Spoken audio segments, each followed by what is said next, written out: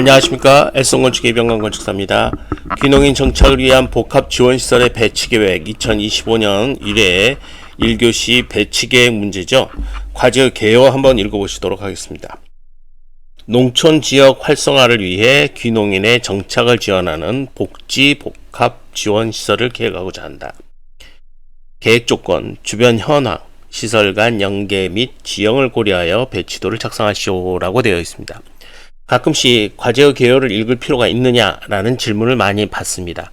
과제의 개요에는 문제의 어떤 방향성이 나와 있다고 보시면 될 것 같습니다. 그래서 문제의 방향성을 통해서 문제를 풀 수 있는 어떤 해결책, 열쇠가 주어진다고 볼 수 있죠. 농촌 지역이 있고 거기를 활성화한다고 되어 있어요. 그러면 농촌 지역이 현황도에 어디 있는지 확인을 해봐야겠죠. 그 다음에 정착을 지원하는 시설이 있는 거고요. 그 다음에 문제 조건에 계획 조건이 있는데 주변 현황, 즉 현황도를 확인하는 말이 또 나왔죠. 그 다음에 시설 간의 연계. 그러면 현황도에 나와 있는 시설 간에 어떤 연계성이 있는지 확인하라는 뜻이에요. 그래서 주변 시설이나 내부 시설이 연계가 표현되는 것들, 그것들에 대해서 한번 판단하라, 이런 거고요. 지형을 고려하라, 그러면 단면도를 작성하라는 뜻이죠. 그래서 높낮이가 있으니까 그거를 통해서 배치도를 작성하라 라는 뜻이 되겠네요. 그래서 과제의 개요 쉽게 읽으시면 안 된다. 자세하게 읽고 내용 확인하셔야 된다. 자, 대지 조건 보시면요. 계획관리 지역이 나와 있고요. 그 다음에 대지 면적 나와 있네요. 대지 현황도 나와 있고요. 대지 현황도는 일단 방위 검토를 해야 되는데요. 동서남북 검토를 일단 제일 먼저 하시고요. 그 다음에 NS축, 즉 남북축에 대한 주변 시설물을 확인하는 게 중요해요. 그 다음에 주변 도로 폭 확인해야 되고요. 내부 시설이 어떤 게 있는지 확인하고요. 그 다음에 인접대지의 용도 확인하고요. 그 다음에 대지 단면 확인하시는 게 순서겠습니다. 그러면 대지 현황도부터 확인해 보도록 할까요? 일단 대지 레벨을 확인해 보면요. 대지 레벨은 0에서 위로 올라가서 4, 즉 한 레벨 4 정도 올라간다고 보고요. 이쪽이 플러스 4고요. 그 다음에 이쪽이 마이너스, 플러스 마이너스 제로네요. 레벨 1, 레벨 2, 레벨 3, 레벨 4가 지나가고 있고요. 8m 도로가 이쪽에 되어 있습니다. 레벨 4, 그 다음에 레벨 4 동일하게 나와 있고요. 그 다음에 이쪽이 북쪽이고요. 이쪽이 남쪽이네요.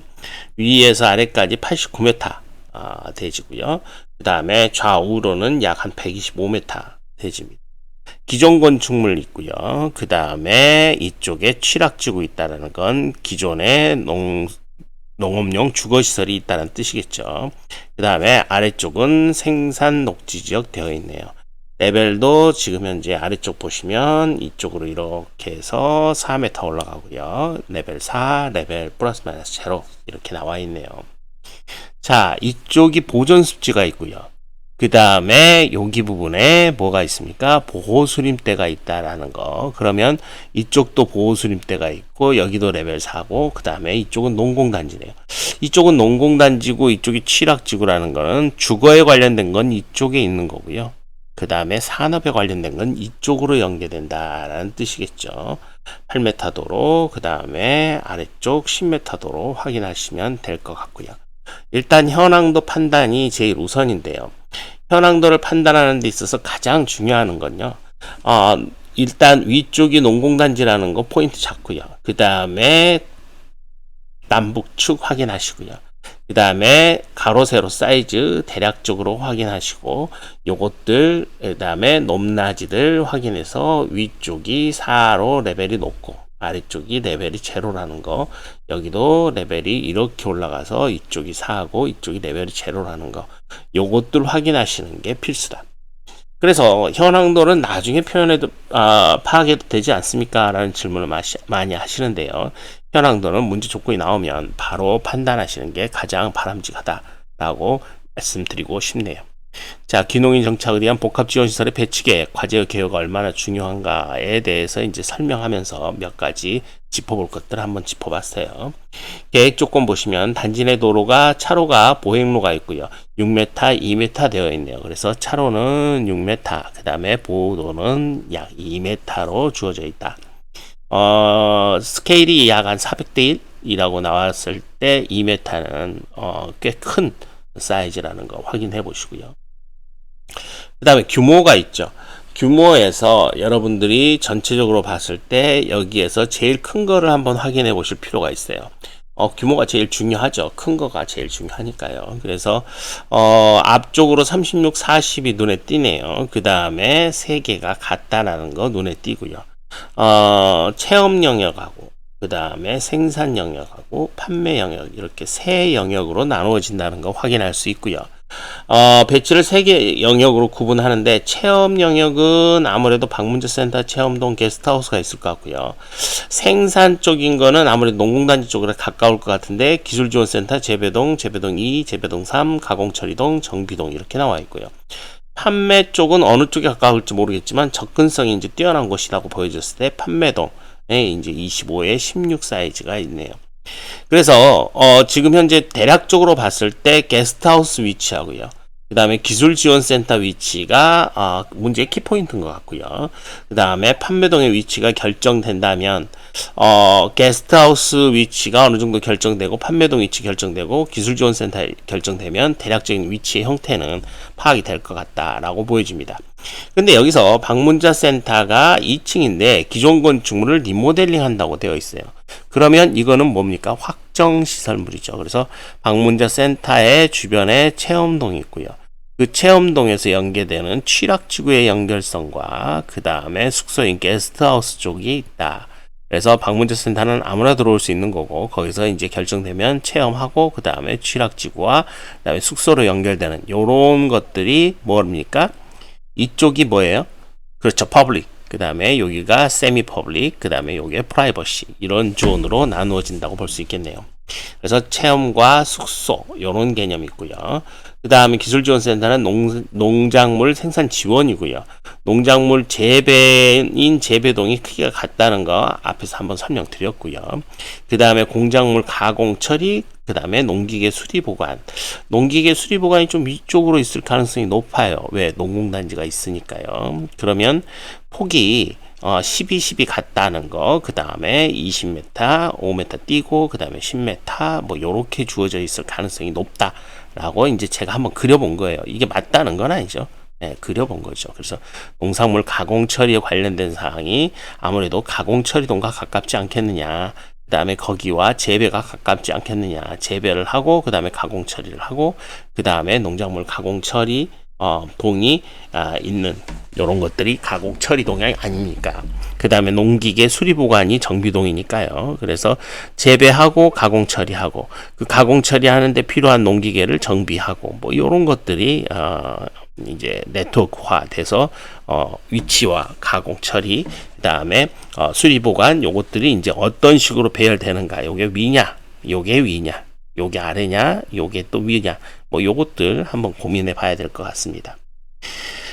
그 다음에 지금 문제 조건에서 보면 이제 지하층이 유일하게 나왔는데요. 판매동이 지하층이죠. 그래서 판매 및 지하, 그래서 지상 2층 나왔고요. 건물의 규모는 가로 세로 구분이 없다고 되어 있네요. 그래서 지하층에서 들어와서 그 다음에 지상층으로 연결되는 요런 형태일 가능성이 높지 않느냐.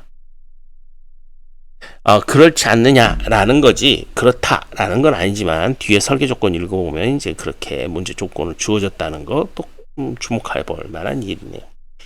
외부 시설 보고요. 외부 시설은 행사마당, 진입마당, 휴게마당, 생태조망 데크, 옥외 가구 처리장, 옥외 작업장, 하역장 이렇게 나와 있고요. 그 다음에 면적은 340 정도, 120, 110, 120, 220, 570. 자, 570 포인트 잡고요. 요게 이제 좀 크다. 그 다음에 340 크다. 여기 뭐 제일 크네요. 요거 위치 잡는 게 이제 문제 포인트겠어요. 그렇죠? 그래서 요거는 이제 사이즈가 57에 10 이렇게 주어졌다. 사이즈가 주어진 거 관심 있게 볼 필요가 있고요. 옥외 작업장이 이제 아주 제일 크다라는 거고요. 그 다음에 하역장 170 정도 판매동에 인접해서 판매동하고 붙여놓으면 하역장 있으니까 170. 그러면 하역장이 이제 판매동이니까 25에 16이면 뭐 예를 들어서 25로 나눠보고요. 16으로 나눠봐서 뭐 사이즈는 예를 들어서 25 곱하기 6 아니면 16에 10 정도. 전체적으로 봤을 때 사이즈는 뭐 그 범위 내에서 폭은 약 한 10m, 최대 10m 정도 되겠다. 그래서 고개 판매동에 인접되어 있는 하역장이다, 사이즈다. 그 다음에 여기 이제 5개 가공 처리장, 5개 가공 처리장은 가공 처리동에 인접한다 했으니까 가공 처리동이 이제 20에 10이니까요. 20으로도 나눠보고 11로 나눠서 11, 12. 그러면 뭐 폭은 한 10m, 11m, 12m 그 정도 되겠다. 그래서 가공 처리동 폭하고 하역장 폭은 대략적으로 좀 나왔다. 그래서 대개 봤을 때 이제 하역장의 폭은 약 한 6에서 10m 정도 예상할 거고, 그 다음에 5개 가공 처리장은 12에서 한 10m, 11m 정도 정리하겠다. 그 다음에 이제 휴게마당이 있는데요. 휴게마당은 지금 기존 정자를 포함하라고 했어요. 그래서 위치가 고정되어 있다.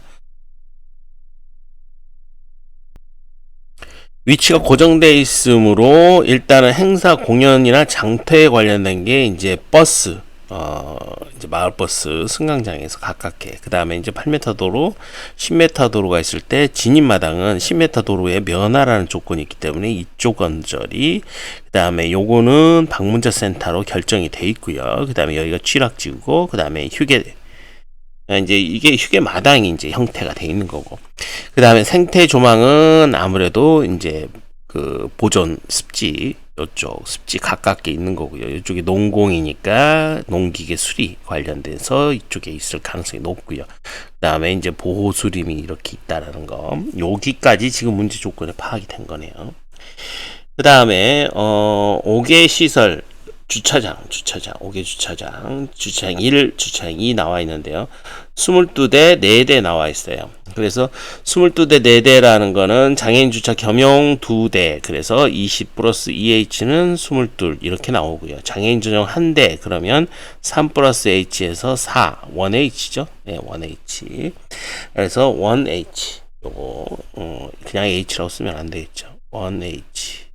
이렇게 쓰면 좋겠네요. 헷갈리지 않게. 그렇죠? 그 다음에 이제 5개 주차장은 단지 내 도로를 통해 출입을 한다. 그래서 단지 내 도로를 통해서 출입한다.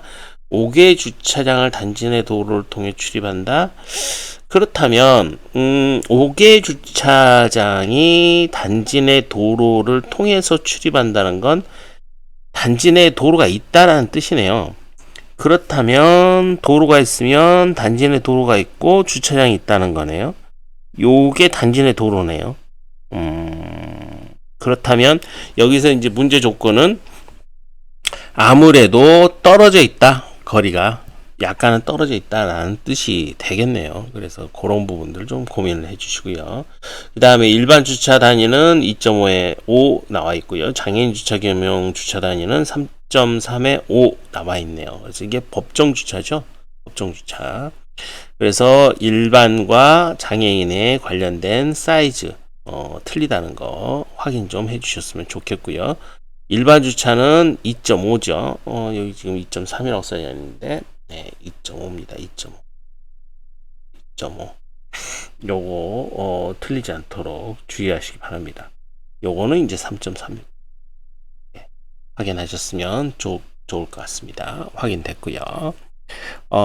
여기까지 이제 5개 주차장 분석까지 이제 마무리 짓도록 하고요.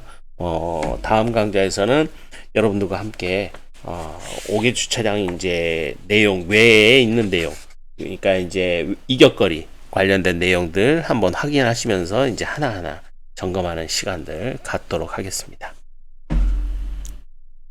수고하셨습니다. 다음 강좌에서 뵙겠습니다. 감사합니다.